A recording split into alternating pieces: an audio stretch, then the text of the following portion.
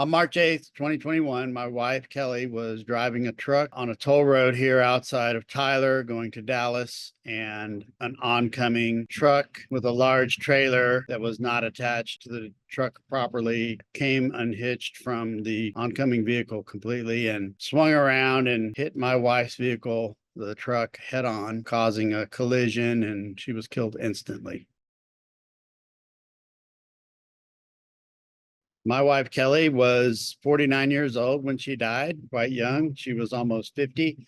We would have been married 30 years in just a few months. We had three beautiful children that she was dedicated to homeschooling. She loved giving back to her family and the community and the church. She just left a hole in our hearts and a hole in the hearts of a lot of people here in Tyler.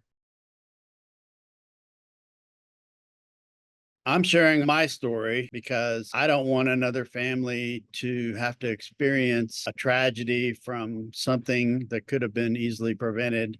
My wife Kelly's death was entirely preventable. If the other driver who was driving the vehicle that had the trailer that came loose that day had taken the time to properly ensure that it was hooked up in a way that would have mitigated that tragedy, I'm confident that it never would have happened, and she'd still be here today.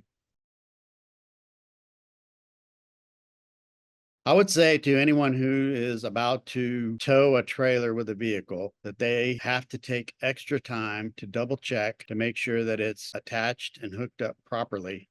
That means that the latch or the ball is secure, that it's not going to come loose, that the chains are in place, that the lights are working well, the brakes are working well if it has it. Those are all basic things that would help avoid a crash as the type that resulted in the loss of life of my wife, Kelly.